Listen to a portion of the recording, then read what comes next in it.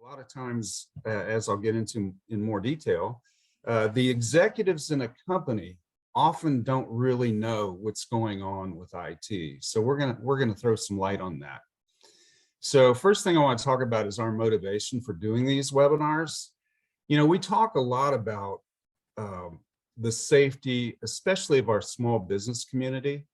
So we're dealing with 3 cyber events with companies who reached out to us who have been hit just the last 2 weeks.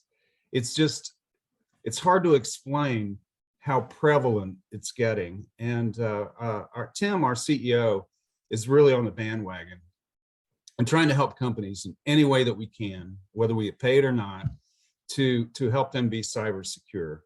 So we believe too that, these foreign actors, we trace these breaches to China, Cuba, and Russia.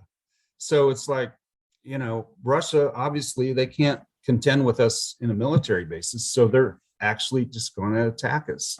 And we see it every day. So we're trying to help. So the agenda here, I'm going to do a little bit about CIS, very little, and then do the short presentation. And then we'll open up for questions. And generally this lasts about 30 minutes if you're wondering. And then people can hang around afterwards to have a conversation if you like.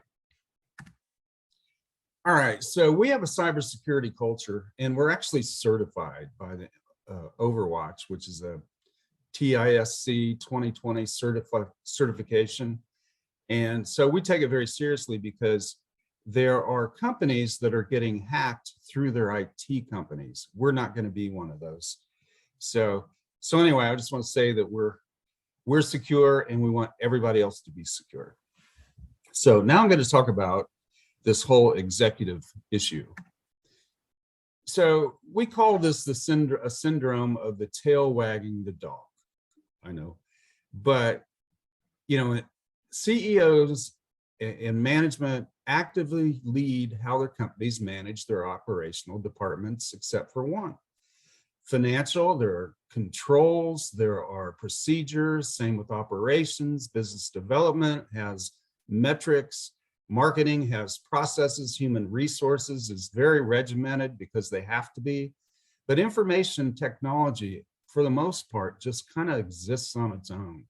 And like I said, they're behind the curtain. A lot of the IT departments that we see are actually locked behind a cipher lock in what we call the computer clubhouse. So we're just going to shed a little light on how executives can take back control of their IT from a leadership perspective. So first I want to talk about the problem. Whenever I go in and interview companies and try to figure out what's going on with their IT, every single time the problem is communication. So first we have a language gap, like most people can't talk cyber or IT, the jargon. And business leaders will avoid technical conversations. We all know that. And so there's also a lack of knowledge about effective management of IT operations. Like when it comes to sales or business development, most companies understand what the best practices are, how you get, prospects, how you turn prospects into leads, how do you turn leads into business. There are processes around that. What we find is that a lot of people don't know how to manage their IT effectively. So we're going to talk about that. And every time I go into one of these companies, the IT guys say, well, we communicate, they don't read my emails. And the management always says, well, we never know what they're doing. So, that's a problem, but we're going to show you how to fix that. Okay, leadership's role. We believe that the determination of your acceptable business risk should come from the top. You've got to know how much risk you have in your business from an IT perspective, especially when it comes to cybersecurity. A lot of people don't know. This conversation about cybersecurity shouldn't evolve or devolve into a technical conversation. You don't have those conversations for marketing or sales or accounting. In accounting, you're not talking about debits and credits in a strategy meeting. Same thing should be about IT, should be strategic. And so the high level strategic goals for IT and security should come from the top. So anyway, so there we have a process for executives kind of taking this back. And the first thing you need to do, and you do this about accounting, you probably do it, about other things, maybe personnel, but you need to trust but verify. That's why I have outside auditors in accounting. I think it's very popular now that the CEOs call in outside consultants who take a look at what is really going on with cybersecurity, how well the network's being managed, are things being patched, is it sloppy, is it tight? And so you have to go in and do that to come up with a plan of action. So trust but verify. So here are the 3 questions for your current situation. If you ask these 3 questions, it will probably dictate more questions. And so I put some of those underneath these questions just for context, really. So it's surprising that executives don't always ask the first question. Okay, if we're attacked, how long would we be down? Very simple question, and it should be answered perfectly. It can't be, well, it's got to be a very precise answer that you get from that. So, and you ought to define, your network has a lot of different elements, and some of them are more important than the others. So you need to look at all the different elements. Can we be down? Email? No. Maybe our CRM can be down for so much time. So you got to look at it in pieces. Second question is, are our systems and software up to date and equipped to protect us? This is the most common thing when we come into and do a vulnerability assessment, is we find that the systems aren't being updated. They're not being patched on a regular basis because the IT department's too busy, helping users and doing projects, and they're usually thin. The IT departments have been shrinking. So they have equipment that's not under warranty. They have equipment that hasn't been set up properly. So you need to just ask the question, are we up to date? The third question is really important. It's like, do we have a documented plan of action in case something happens? You've got to have a plan. I think most people recognize that, and it has to be revisited and even tested. So, and there are a lot of resources that you have that you can get this done. A lot of this, if you have cyber insurance, your cyber insurance company will help you with a template. We can do that, but you need to have a plan of action in which everybody who's involved knows what to do. So for example, your marketing and communications, they need to know what to say to your vendors or your customers. So it's like, you need to have a step-by-step, here's what happens when we get hit. All right, so you ask the 3 business questions, right? So then it's up to you to take the leadership role and come up with the objectives. And we have 3 simple objectives here, which you can use. And once you think through these, again, that will spread out and you'll start to understand exactly what your strategic plan ought to be. First of all, the executives need to define the acceptable downtime in case of a cyber breach. So is it an hour? I mean, if you're an e-commerce site, you probably can't be down for minutes. Some companies are still able, because they keep paper, to operate maybe for a day or 2. But most companies, it's really about 4 to 8 hours is about the maximum. And now with remote workers, people get cut off if you're down. So this is more critical today than it's ever been. Second, prioritize the criticality of your business information. A lot of IT people really don't know what's the most important data. For example, do you have personal, private information on your customers? That's really important. What else needs to be protected? So, a lot of times you'll have, some companies, can your salespeople, when one of them leaves, can they take all the information on your clients, So there, you need to really prioritize what systems are more critical and bring those up in order. And then last is define the acceptable liability to your employees, vendors, and customers. And this is really about relationships. Let's say you're down for a day or two. You know, what are your customers going to think about that? How do you repair that relationship? Your vendors, if you get a bug and that cyber incident moves up your supply chain, how are you going to handle that? And that's really common now. I think that the Target breach was, you know, kind of the one everybody talks about, because it was one of their HVAC vendors that actually opened the doors for the criminals. So define these business objectives, and you're well on your way to a strategic plan. All right. So what are the next steps? Once you've done these, you have 3 next steps. You need to do a vulnerability assessment to identify the gaps in an improvement plan, right? That makes sense. It's like, where are we? We believe that you should have a third party do this, but it's not absolutely necessary. You just have to question whether your people have the ability to really look at all the aspects of vulnerability. Second, develop your security incident plan. Define what's going to happen when, and I mean when, you get breached. So most of the breaches that we have and that we're seeing, the people who break in have been in the network for up to 6-8 months before they do anything. And the reason for that is that if you think about it, it's like some companies, these dark companies in the dark web, illegal actors, are good at safe cracking. They can break into the network, and that's all they do. So they go in and they break into 20, 30 companies, and then they bundle that and sell it to the real criminals who know how to go in, see what's valuable, and steal it or encrypt your files. So they're different actors that do that. So that's why there's a gap.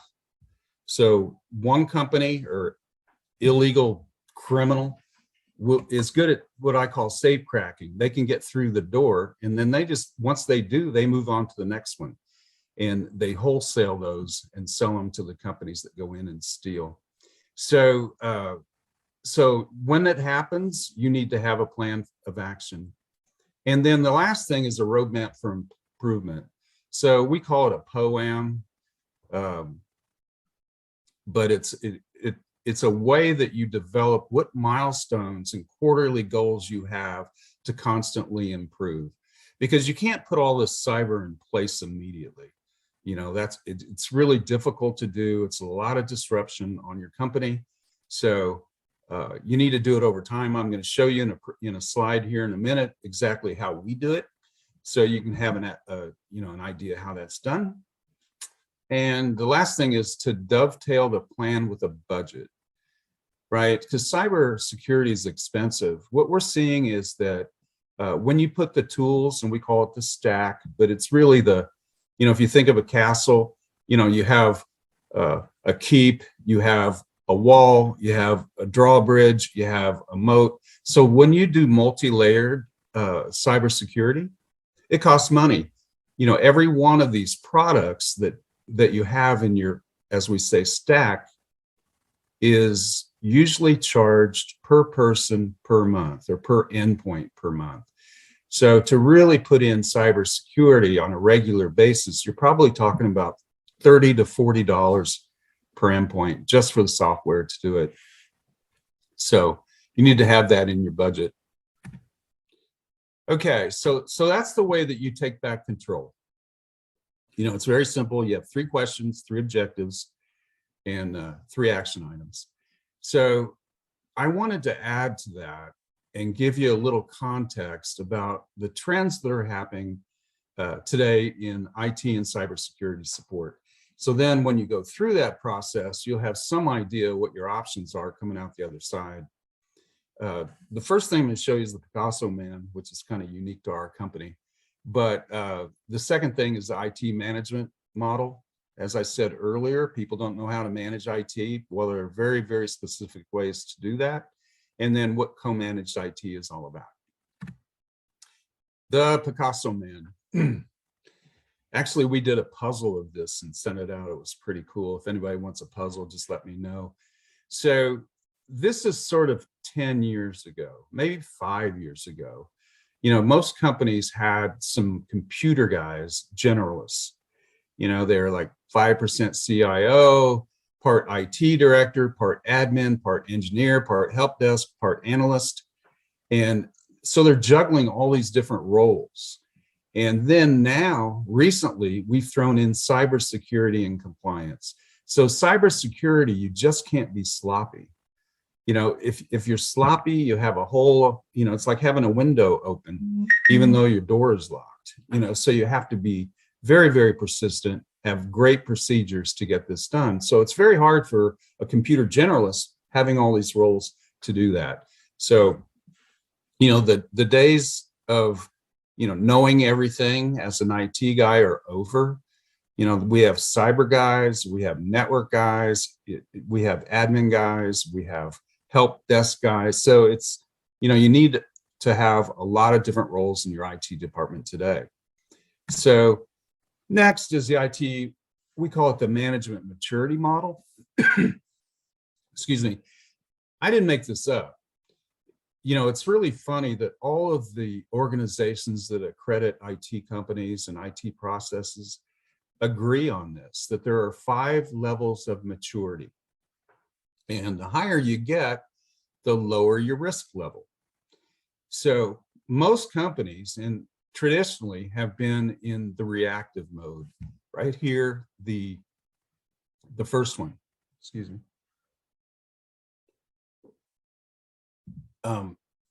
So they're just reacting to what's going on a day-to-day basis. Then they get more efficient, hopefully. And that's where you have a systematic approach to solving known issues and dealing with daily tasks. So you know what you're doing. You have process in place somewhat. For example, you might have complete documentation of all your assets so that you know what you're dealing with. And so that's where you're using an approach to make you more efficient. The next step, and this is where everybody needs to be, excuse me, at bare minimum. It's where you're taking a proactive approach and you automate. There are tools out there, network management tools. So today for us, we have computers managing the computers. And I'm talking about updates and all those kinds of things. They're repetitive. So once you get to be proactive, then you start having some understanding of where you are in terms of cybersecurity, and you quit having all these day-to-day problems popping up all the time. All right, then you start to have metrics to be aligned. And SLAs, service level agreements, are an understanding between the users and the IT department as to how quickly things can be fixed, how often things should go down, when do you do maintenance, all of those kinds of things.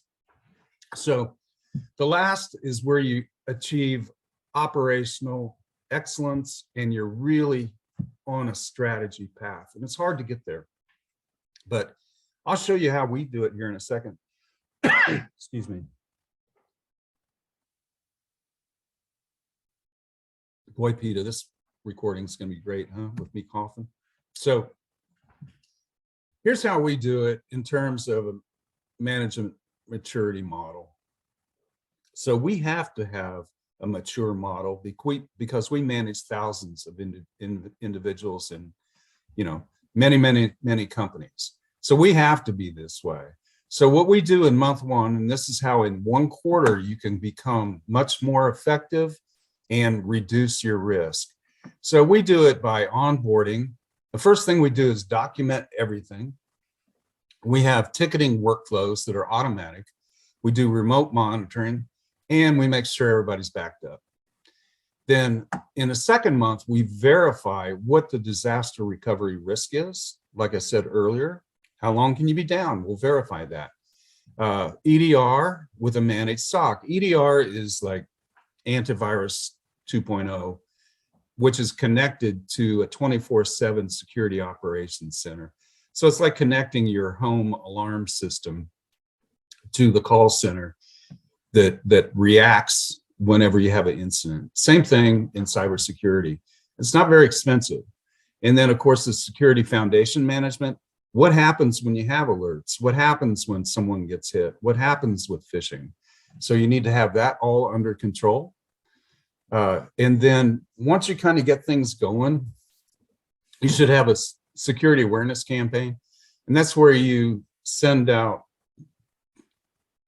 people invitations to do like 15-minute cyber awareness trainings, and keep track of that. Very, very good software for doing that. And then also sending out fake phishing emails so that you would try to entrap people and get them to click on things they shouldn't click on. And then it comes back and says, hey, you did the wrong thing here. And so when they do that, they have to take a little more training. But that's actually kind of fun because people, like to make fun of people who click on the wrong things. So then a vulnerability security assessment. You start doing continual approval. You have a VCIO, strategic roadmap, and a budget. And you talk about zero trust. And that's where you make sure that any machine, any equipment, any person only has access to only what they have to have access to. So it's zero trust. You don't trust anybody. So for example, a lot of times the rights to certain files and things change over time. People change their roles in the company.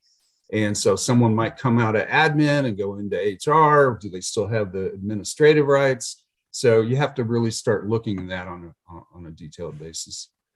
So that's how you do it in a quarter. And if you want, we did a whole webinar on this. So, I'm going very quickly, but if you have more questions about how you do this, just let me know.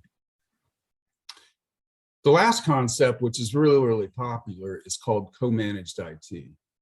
So, if you have a Picasso Man that you trust, has been around for a long time, what people are doing is attaching to a partnership with a company that has all the roles that you need, the cyber roles of monitoring, the updates, and all those kinds of things, and take that off the plate of your internal people.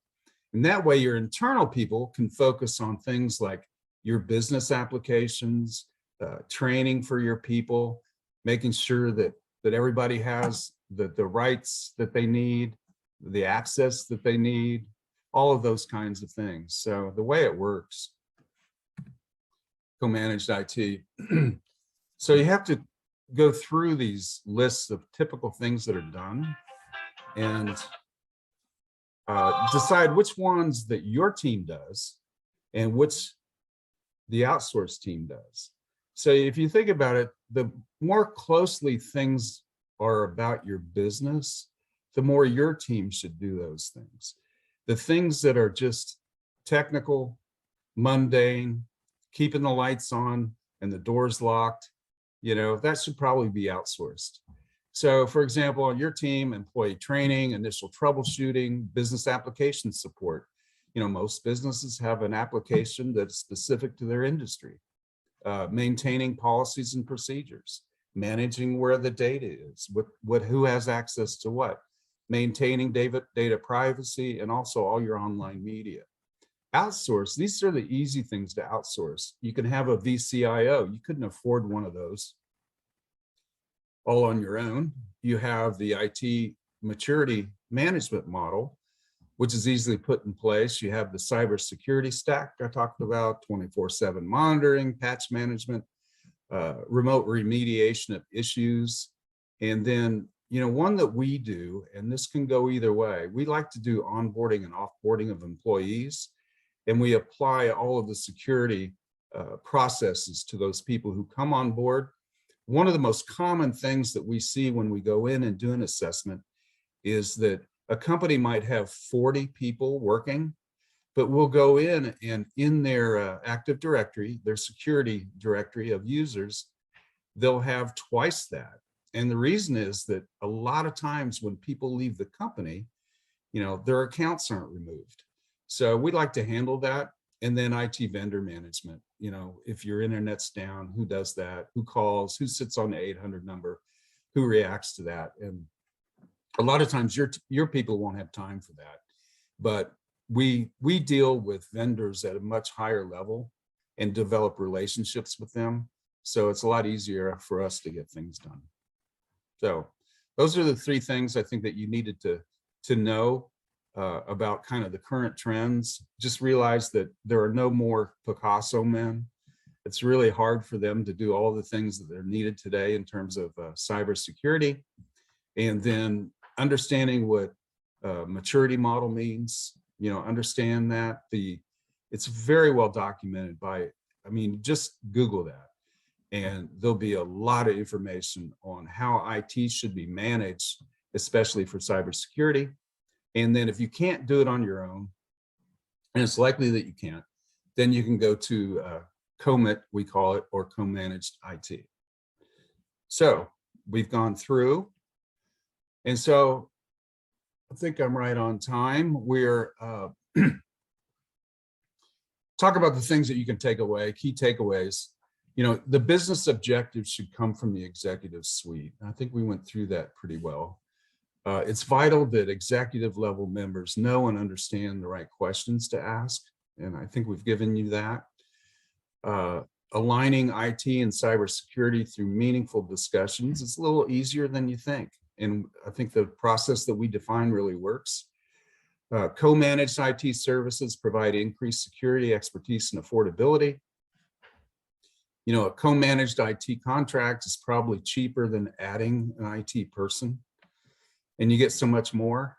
And last, a proactive and mature IT management model is critical for cybersecurity. So if you're sloppy, your IT is sloppy, that you're just never going to be cyber safe. So we equate the management and the processes around IT with cybersecurity. So, Peter, you there? I am here. Can you think of other takeaways? Anything I miss? No, I think this covers high level and just what you're seeing works, in terms of a partnership and how IT should work successfully with business leaders and, how to go to the discussion table and really what should be discussed to make sure that IT is working and, things aren't siloed where you have business leaders, they have their goals and strategies and IT is over here in the dark room in the corner, just Well, or your thing. a lot of times the outsourced IT is, a lot of MSPs have been purchased by large companies, and they lose their character, and so you never know what's going on there. And like I said, the three breaches we've been dealing with, one was $1 million. Another one was a very small company. They were trying to get $40,000 out of their QuickBooks. And we had another one that was about in the $100,000 range where someone's trying to go in and change their ACH from a vendor to their own. So they're mimicking one of the vendors and sent them an email telling them to change their ACH and I think they lost $40,000 or $50,000 in one check. So